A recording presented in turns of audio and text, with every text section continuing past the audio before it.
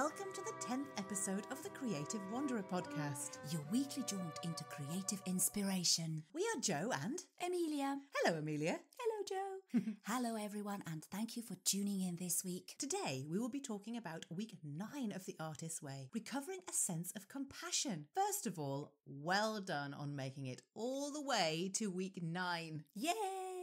We are almost there, and we're finally ready to face the biggest creative block of all, fear. Oh, it's a big one. It is indeed, but Julia equips us with all of the tools necessary to start dismantling our sense of creative dread. We will also be examining the role enthusiasm plays in our daily creative routines. Ooh, that sounds like loads of fun. We hope you're enjoying this journey with us, and if you would like an extra member of your sacred circle, we're very happy to be able to offer you our support in a number of ways. You can email us at creative_wanderer@yahoo.com, or you can follow us on Instagram at Creative Wanderer. Just replace part of creative with the number 8 and the beginning of Wanderer with the number 1. You can share pictures, quotes you've been inspired by, or affirmations which resonate with you. And if you get in touch with us, we will give you a shout out. Amelia. Yes. How did you find this week? Oh, it was a strong week, very reaffirming, and I felt like I was recovering huge chunks of myself. Wow. I absolutely loved getting my teeth into my creative blocks. Most of them are based on my own fears of simply starting something, because in my mind, the tasks are just too daunting. Yeah. So it was nice to be able to break those down and feel safe while I'm doing that. Or sometimes I felt I just wasn't good enough to accomplish the desired result. Oh, yeah. So those were my blocks. When it comes to laziness and procrastination, reframing those into fear was a life changer for me. Yeah, yeah. Just giving myself permission to call the laziness and all my blocks fear.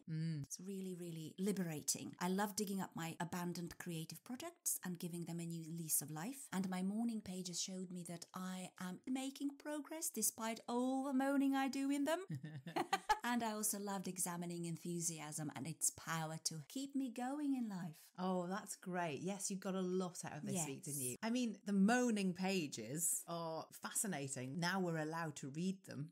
And going through them, you kind of think, goodness gracious me, am I still going on about that? Yep. Am I still waffling on? Not all of it was particularly exciting reading. Nope. A lot of it was just repetitive. But that's what they're all about. Repetition is good. Repetition is key, because that's when you find out what you should be doing. To call to action, isn't it? Yeah. Julia says, read them in such a way that you're not judging them. Do not be harsh on yourself. And it was an exercise in self-love for me. Oh, yes, of course. Yeah. Yes, Because yes. immediately I was like, oh, this is so bad. Why am I moaning about this? This is so poorly written. What was I thinking? And I thought to myself, no, listen to the way I'm speaking to myself. It's horrific. They are what they are. They're an expression of my emotional state in the moment. And that's all they are. Yeah, they're just a stream of consciousness right at that moment in time. And they're not meant to be the next bestseller. No, of course not. No one else is going to read them. No. Apart from you, so there you go. And they really oughtn't. They shouldn't. I also enjoyed goal setting. Yes. And it was great to look at my goals for today. Yes. For the next week, the next month, the next year, the 5-year plan. When you break them down, it doesn't feel as daunting. That's my 5-year plan. How do I get to that point of starting from this moment in time? So that's great. And I know that there's similar tasks that we've had previous weeks as well, which get you to do the same thing. But this was specific. It's fantastic, and it really helps you with creative U-turns. Keeps you on track, doesn't it? You kind of know where you're going, and whenever you feel tempted to perhaps veer off that road, you're like, no, I need to keep on going. Having laser beam focus. That's really vitally important, isn't it? Yes. That's one of the challenges for me. As a creative, my focus is not really directed in a linear fashion. No. It tends to kind of swirl and whirl around me, right? Yeah. Which is the way, I guess, the creative brain works. Definitely does. But then when it comes to the creative process, I guess there has to be a bit more structure to that.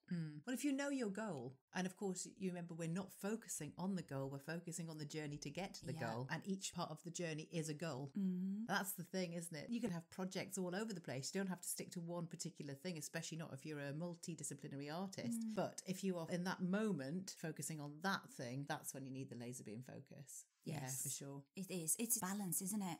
It's life. Sometimes we succeed and sometimes we don't, and it's okay. So Amelia, let's do it. Let's dive in. Let's face the fear and do it anyway. Facing our fears helps us heal shame of past failures. And, maybe we felt deep shame because I couldn't do it. I didn't do it. Now we've gone through this process through the artist's way. We have many more tools in our tool belt. And we can spot our own ways and means of self-sabotage and those blocks so much more clearly. What we are dealing with this week is those moments when we were given incredible creative opportunities and we cowered and we stepped away from them because perhaps they made us feel that we do not have the skills that are necessary in order to accomplish that task. It was just too much. We felt out of our comfort zone, or we didn't even know that we were dealing with fear. We just decided to do something completely different in our lives. The synchronicity, the universe presents you what you've always wanted, literally on a golden diamond encrusted platter. And we go, oh, actually, no, I think I'll go and move to another country now. So when those moments in life happen, we beat ourselves up. We feel ashamed. We kind of know we've let ourselves down. We feel we've let other people down, but we just know we were not ready or something didn't fit. And then it's very easy to label ourselves cowards, incompetent, or lazy, lacking talent, lacking discipline, or not having the it, or as procrastinators. This is why we must use the correct names and terms for our behaviours. And I was just thinking how fear is the wolf. It wears sheep's clothing, hides itself in jealousy or in anger or in procrastination or in any of those things. You're right. So we have to name it as it is. Not only naming fear, but using the correct names for our behaviour. We know that they all just boil down to fear.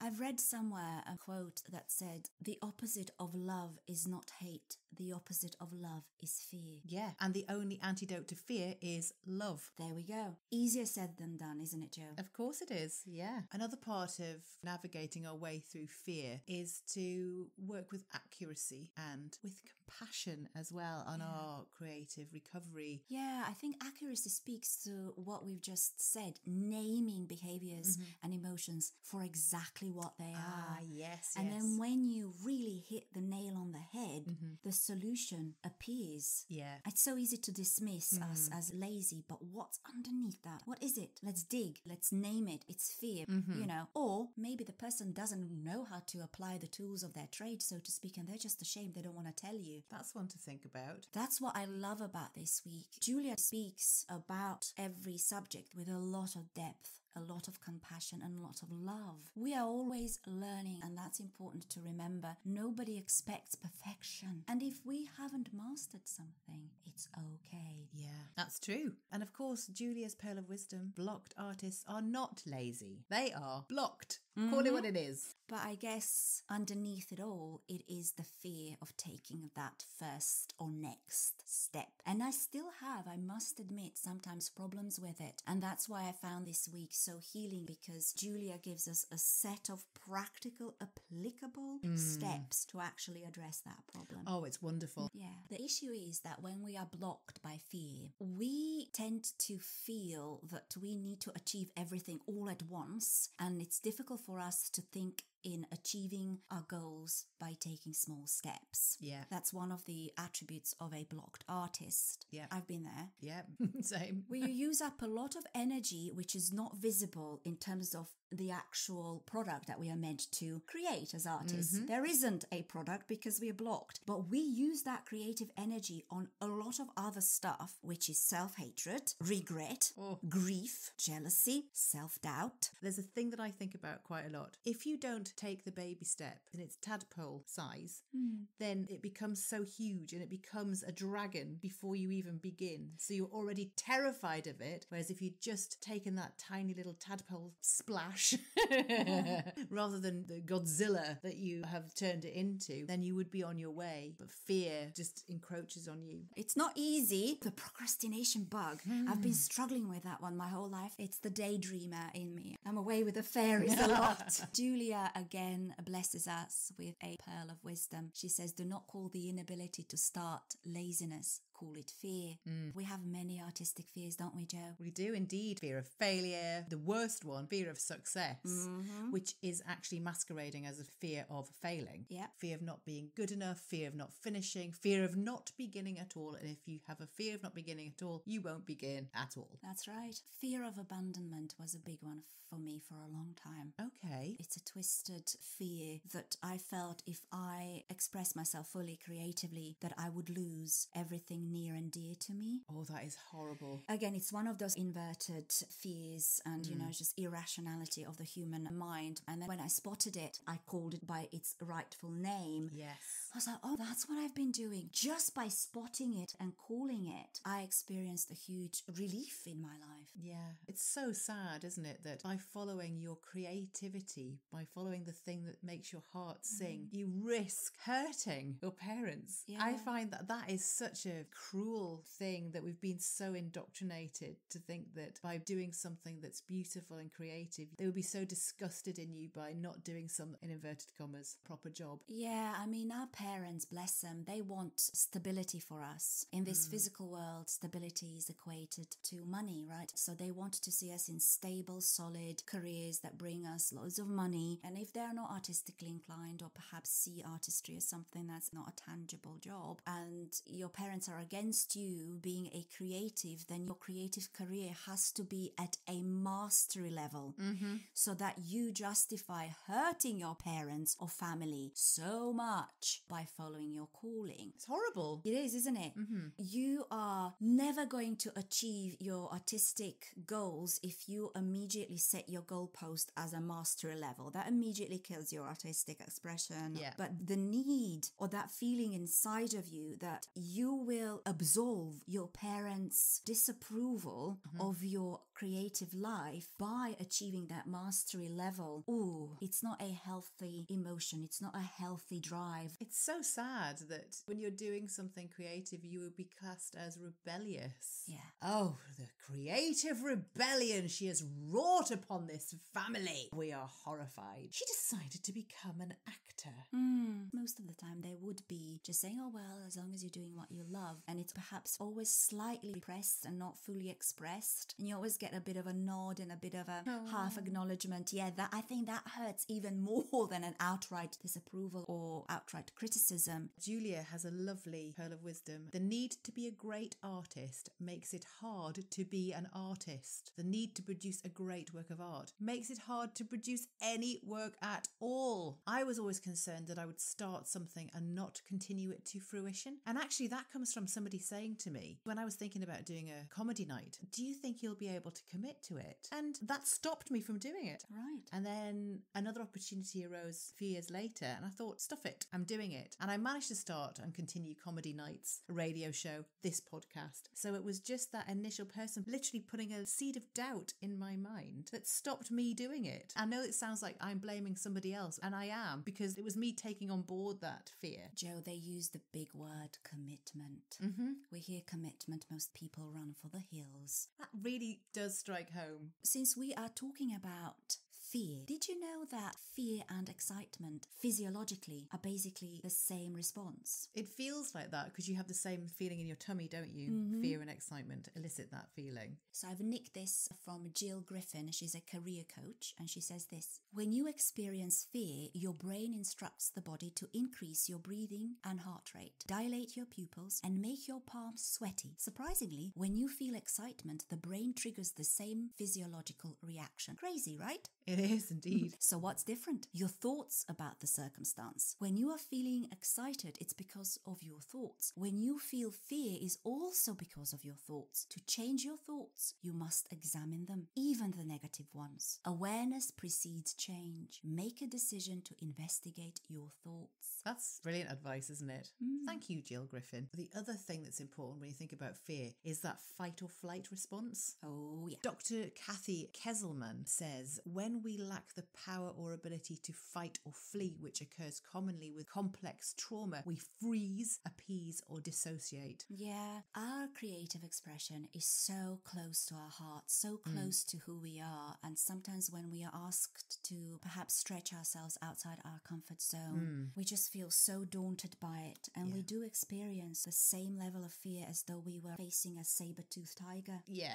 And that's that sympathetic nervous system response that fires up your adrenal glands and gets you into that high alert state. Which is okay because you want to survive. Yeah. But if we are constantly in our lives putting off our projects, that sympathetic nervous system is constantly working overtime. Yeah. And we overwhelm our adrenals and we end up in a state of anxiety. Yeah. And that's when you produce the stress hormone, which makes you feel terrible, that makes you feel completely oppressed. So you don't actually have the push to move through it. Yeah. I just find it fascinating that we've been wired so as to think that there is this dangerous animal in front of us, but there isn't a dangerous animal. What's in front of us, or actually it's not even in front of us, is in our mind, is this concept. Yeah. And it's based usually for me, but you might agree as well, on what will other people think? How will they perceive me? Yeah, of course. It's an interesting loop, isn't it? It really is. Around and around and around we go. So we use love and compassion. We are good to ourselves. We say to ourselves, it's okay. It's not shameful to feel all these feelings. We're only human. We are human. Now, as a performer, I'm sure you've experienced it as well by standing up, doing comedy nights, stage fright. Heavens, yes. But you see, that's an energy which I think is a mixture of fear and excitement. Yes. Definitely. And we can use that energy to thrust us forward. Adrenaline. Yeah. But it's good because it does put you on high alert. And you step out on that stage and then you relax. You're there. The audience is there. The lines are flowing. The lights are on. Let's do it. Yes. But when you're waiting in those wings, the interesting thing about fear is the more you confront, the more you do what you're afraid of, the less afraid you will feel. Absolutely. So facing fear can make us feel afraid, but being enthusiastic about what we do can make every part of the journey in creativity so much better. I find myself quite enthusiastic the majority of the time. That's what I love about you, Jo, and I've learned so much from you, just from your incredible joy for life and this big open heart that you have. You are so childlike in a beautiful way, and you love yourself and you award yourself, and life is an adventure, isn't it, for you every day? Yeah, well, I do feel like life is meant to be enjoyed. Yeah. I don't believe that we're supposed to be in drudgery or made to feel like we're not worth something, or that we should be grateful for what you've got. Don't get above your station. No. Don't you dare. She thought a lot of herself because she had every right to. Well, I will say it, and whether one is religious or not, I do believe we are God's children and we each have a crown on our head. Our divinity. Yes, we ourselves are divine and beautiful, and it doesn't come from that conceited, hoity-toity attitude or point of view. No, it comes from love. Namaste. Namaste. Being an artist or being a creative is just a job, isn't it? Just a job you happen to absolutely love. Yeah, it's not glamorous. It's not something, oh, an artist, oh, wow. Please admire me for that. Yeah, no. we get up, we've got normal days. It's not a 9-to-5 routine, but still, yes, we're disciplined. We know our technique. But what keeps us jumping out of the bed each morning? The enthusiasm for it, for the thing that is making you feel great. Yes. If it makes you feel great, why wouldn't you feel enthusiasm for it? That's why when we do jobs that are just so alien to our natural beingness, they feel like drudgery, because that's exactly what they are. Yeah. The trap we can fall into is that if we are so super self-disciplined, we can start feeling so good about ourselves, a little bit of a self-pride. We're kind of stroking that ego. Yeah. Creativity happens within a flow. Completely. Well, in the stream. Exactly. And sometimes that flow isn't there. Yeah. I will have days when I just, as the Zen masters say, chop wood, carry water. It's those days when you just do the mundane, everyday tasks. Yeah. Because you can't expect to be firing on all cylinders 24/7. And you mustn't beat yourself up about not being that. I remember very early on in my creative career, I did this exercise where I listed out all the activities that I do which are connected to my creativity, and then I just gathered them all under the same umbrella as creative work. So anything that I do on a daily basis that I know feeds my creativity, that is my creative discipline and my creative routine. Yeah. Everything that I do does something to move me forward creatively on a daily basis. So when I have those days when I just chop wood, carry water, I've actually created something. Yes. Maybe not tangible, but I was in the flow. Yeah. So Jo, what is enthusiasm? Well, it's what gets us out of bed in the morning and what keeps us going over a prolonged period of time, which is really important to remember that if you're in a play, say for example, and you've got to get up and do that play every day and sometimes twice a day for 3 months, how are you going to motivate yourself to do that when you are on your knees? Although you're doing what you love, it's still tough and it's exhausting. So to remember how to feel enthusiastic about it is important, isn't it? So we looked into the definition of enthusiasm, and it is a source or cause of great excitement or interest, which is rather nice, isn't it? The word enthusiasm has a very beautiful derivation. We can trace it all the way back to a Greek word, entheos. En meaning in and theos God, in God. Or it can mean be inspired or possessed by a god, be rapt or be in ecstasy. And Julia calls it filled with God. It's beautiful.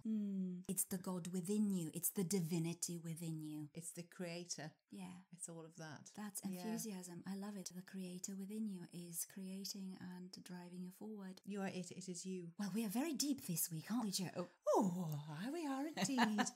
Julia says about enthusiasm that it's not an emotional state. It's a spiritual commitment, a loving surrender to our creative process, a loving recognition of all the creativity around us. Enthusiasm is an ongoing energy supply tapped into the flow of life itself.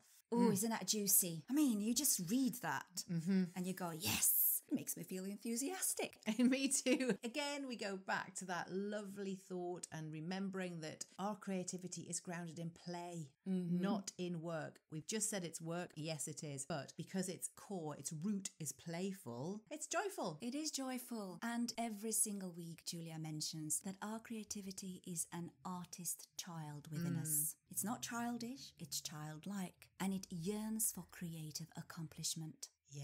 And she also likens enthusiasm to a child's love of secret adventure. You get up out of bed in the morning and you're like, ooh, what secret adventure will I get on today? That's because you're magical. Oh, thank you.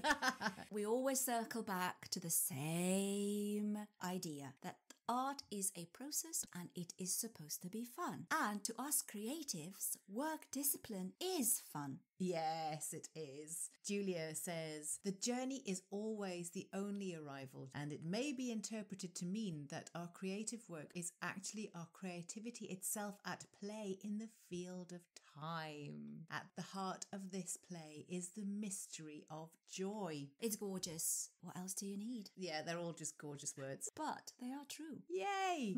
Another truth. Oh. The creative U-turns that we make on our journeys. There we are. We're speaking about fear again. Yeah, well, it is the theme for this week. Absolutely. So our artistic recovery requires a commitment to health and happiness. Yeah, and we need to step out of the woe is me and victim attitude and mindset, don't we? There's a mechanism at play where we keep taking away from our abilities by pretending we have this wrong with us or that wrong with us, which in turn makes us unable to create. It's a form of creative hypochondria, as I call it.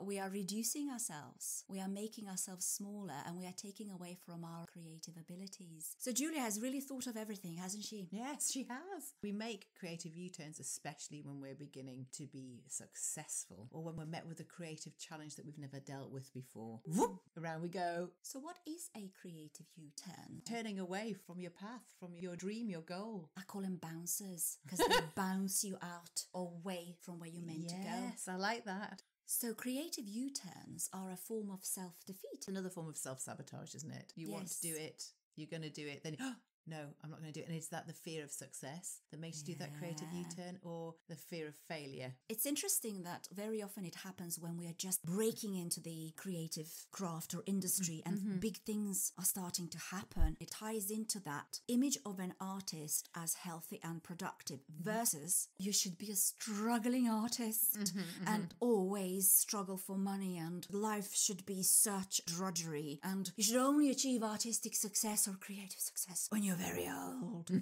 You know, so it does go against the societal view of what an artist is. Yeah. And there is this need to re-educate society on what an artist really is. Yes. We are successful. We are creators, for crying out loud. Let's create something positive. I think that indifference is one of the signs that we're about to make a creative U-turn. Oh, yes. You know. Oh, well. My favourite for a long time was, that's just not good enough, is it now? And then I would just not finish it. I hate that though, not finishing something. It does leave you feeling sort of bereft. You've got to keep going on that road and not get distracted. And that's why we need to have our goals set firmly in our mind. Yeah. I think you've got a special little trick to do that, haven't you? I have a trick that I've learned that I nicked actually from the business environment. Ooh. And there's an acronym for goals, and it says goals must be SMART, SMART, and it stands for specific, measurable, attainable, relevant, and time-based. Right, excellent. Or Dallas Travers calls them SAGE goals, and SAGE stands for specific, achievable, genuine, and expansive. Oh, I prefer Dallas's. What's wonderful about them, the specificity, the fact that you need to be able to measure them. So they're not just out in the ether, unable for you to put your finger on. Yeah, they'd be quantifiable. They have to be realistic. You ought to be able to attain them. Yeah. We're on that road, we're chugging along in that car, and all of a sudden, ooh, what's that? Roadside attraction? I think I shall stop there for another 5 years and forget about where I'm going. Yeah. And you know what? We do it. We do it. Gosh. So stay on that course, or do make a temporary stop and, walk about and then go back in that car. Yeah, but something you might see on your U-turn might inspire you, and it might actually help with the initial plan, or might give you something completely different to think about. And that's why we very often go back and remind ourselves about synchronicity and fine-tuning our listening skills to understand when the veering off course is synchronicity. Yeah. Or just plain inability to face what we are being asked to do. And this is where compassion plays a huge role in our creative lives, doesn't it? Yeah, compassion for ourselves. Especially when we are asked to do something that takes us out of our comfort zone. Yeah, and we feel shame. And what we need to do is to cultivate the capacity to recognise, avoid, or recover from our creative U-turns. Because, when we look at the careers of really successful artists and creatives, we realise that successful creative failures bring about a successful creative career. Yeah, you have to fail to succeed.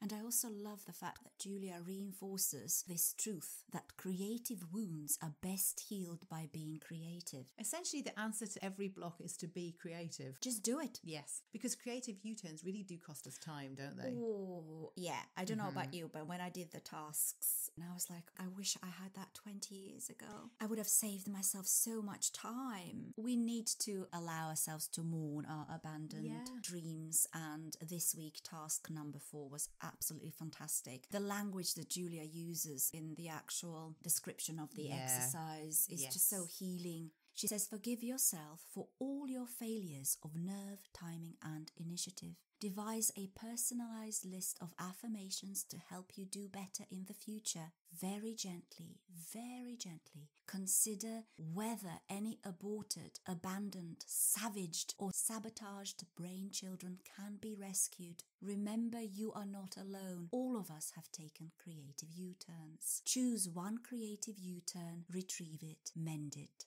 I like that so much. I've got a couple of creative brain children that have been shelved, let's say. I haven't fully abandoned them because I've been focusing on something else, but I know it's time to pick them back up off the shelf. I didn't put pressure on myself to now revive them all and now do them. I just felt if I recover them, resurrect them, so to speak, and just look at them on a piece of paper and say, you're mine, I'll give you a big hug. It's okay for you to just stay on the page, but you're now acknowledged and you're loved. Yes. I know it sounds a bit airy-fairy, but that helps me. Yeah. Well, this is a good time now to slow down and take a wandering pause to reflect. So, Amelia, as ever, please ring your bell. Here it comes.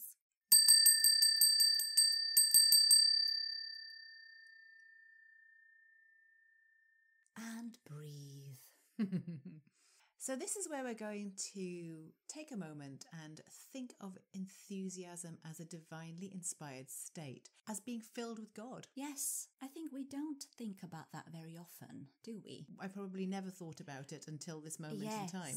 Let's give enthusiasm its due worth. Yeah, indeed. When was the last time you felt enthusiastic? What are you enthusiastic about in your life? What is it about those things which incite enthusiasm in you? Perhaps you can find one thing to focus on today which makes you excited and filled with enthusiasm. Yeah, I think I'm going to give that a go as well. The reason we've chosen enthusiasm as part of our moment to reflect is that when we really examine the feeling of enthusiasm, it's rather wonderful. Yeah, it is. I think most of the time we are keen to mislabel it and call it just happy. It makes me feel happy, but there is a huge difference between happiness and enthusiasm. So really dig in and try to feel what enthusiasm feels like. Where do you feel it in your body? How does it express itself through your artistic or creative expression? Yeah, indeed. Get thinking, folks. Absolutely. Going back to the creative U-turns, Jo, what's also important to remember is that they can happen mid-project, not only at the beginning of something. Yes, they can. And that's when they're most damaging, I think. Yes, and that's when we need to look for resistance. Yes, indeed. And Julia has devised the most incredible set of steps to help us at any stage of our artistic journey or artistic process with blasting through those creative blocks. Yes. And helps us with avoiding creative U-turns. Yeah, one needs to be free from resentment and resistance, aka anger and fear, to work freely and artistically. Yes. So, she says, blocks are seldom mysterious. They are instead recognizable artistic defenses against what is perceived, rightly or wrongly, as a hostile environment. So we need to get these buried barriers and blocks out in the open. Yep. As well as, when you've got those payoffs for not working, yeah, we need to dig those up as well and put them out in the open if we are to progress with the work we want to do. Yep, absolutely. Julia says, do not forget that your artist is childlike and it throws tantrums, it holds grudges and has irrational fears. And like most children, they're afraid of the dark and any unsafe, scary adventures. And it's our job to convince them that it's safe to come out and play. Exactly. You look out for any resentments or anger you have in connection to that project. You list out any fears about the project. You then ask yourself truthfully, is that all, or am I still harboring any fears or resentments? Be truthful. Remember, nobody's going to read it. No. It's just between you and a piece of paper. Yeah. And then you ask yourself what you stand to gain by not doing this piece of work or project. Yeah. And you make your deal. And the deal is, okay, creative force, you take care of the quality. I'll take care of the quantity. Yeah. And then you sign your deal and you post it to yourself. And Julia gives us the big warning signs, big lights flashing, that this is a very powerful exercise and it can do fatal damage to a creative block. It sure can. I discovered resistance in me almost in every single creative project that I start. It is strange. You want it. Yep. You get it. Yep. And then there are hidden resistances, fears, resentments, and this is perfect. And I would venture so far as to say it's applicable to life itself. Absolutely. Yeah, let's use it in all areas of our lives. Exactly. And let's see how much we can progress if we put this into action. I love it. My goodness me, Amelia! We're back at the inspiration station! We're back in Scotland, it seems. That we are! Toot toot! Woohoo! So, Amelia, tell me, what has inspired you this week? Well, I was inspired by enthusiasm. How marvellous. I was pondering about how this enthusiasm and creative U-turns, how do they link together? And I remembered about purpose. Purpose in life, knowing what our goals are, having them defined clearly, and then following our path. Right. I've got a lovely little book by Richard Maddox, and it's called The Energy Book. Ooh. And he talks about purpose. He says, let's look at some dictionary definitions of purpose. It's something done intentionally, consciously. It's the reason to do something. And somebody who has purpose is determined, resolute. Now, purpose comes from a Latin word, and it means to put or set forth, or place.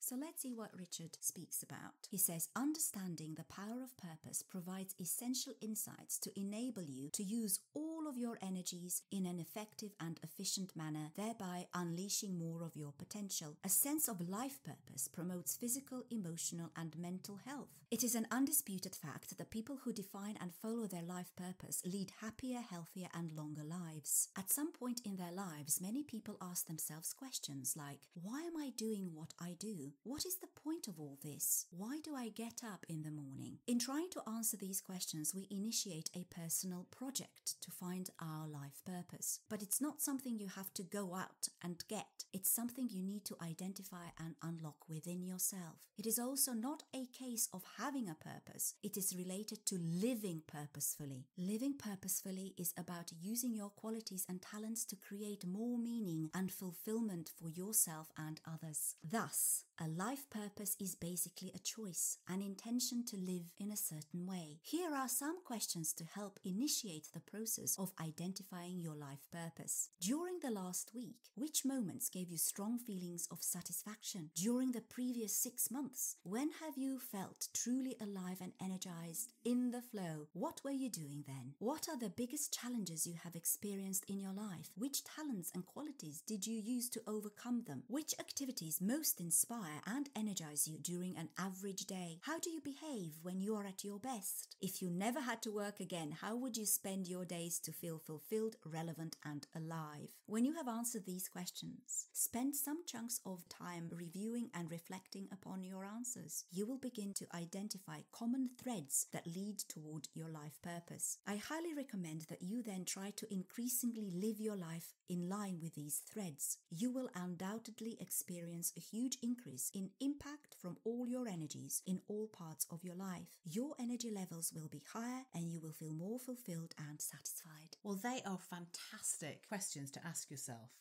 What was your inspiration this week? I found this little gem in John O'Donoghue's On Beauty, and it's from Herman Brock's The Death of Virgil. Certainly, many instances of earthly beauty, a song, the twilit sea, the tone of the lyre, the voice of a boy, a verse, a statue, a column, a garden, a single flower, all possess the divine faculty of making man hearken unto the innermost and outermost boundaries of his existence. And therefore it is not to be wondered at that the lofty art of Orpheus was esteemed to have the power of diverting the streams from their beds and changing their courses, or luring the wild beasts of the forest with tender dominance, of arresting the cattle abrowse upon the meadows and moving them to listen, caught in the dream and enchanted, the dream wish of all art, the world compelled to listen, ready to receive the song and its salvation. Absolutely stunning. This is what we as artists and creatives